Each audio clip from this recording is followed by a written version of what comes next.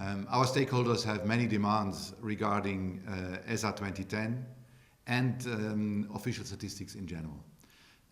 We are quite sure that we will improve with ESA 2010 the macroeconomic bookkeeping, but we certainly will have to further continue with development and research work. I think what we have to look at is that the world is becoming even today more and more global and more interlinked. So where more data and more research is needed is in everything that is transnational, in everything that is cross-border. And this is one of the lessons of the international financial crisis.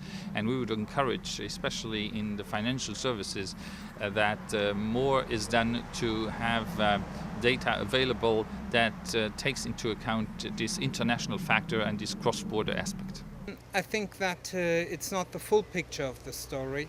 There are still quite a lot of different actors who are not fully into the picture, and mainly when it comes to debt and deficit, we still have key information which is only provided in annexes and also only will come later, such as the information on public-private partnerships, the information on government actors which are controlled by the government but formally not part of the government. So we are looking forward to receiving all this sort of information as well as pension liabilities of government.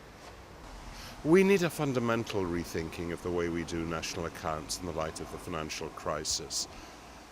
It's not a great distortion to say that what happened in 2003 to 2008 is banks announced they'd made very large profits, distributed a large proportion of these to senior employees, and then said it had all been a mistake.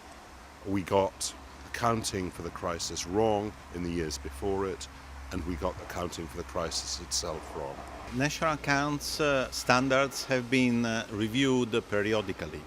The big change was the SNA 93, that really was a big step forward compared to the 68. And now we have a new system that was developed in 2008, and when I was at the OECD, I wrote to other organizations to start this process.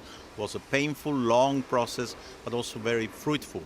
And I think that the key question is now, when do we want to revise it again in order to take into account new changes in the economy?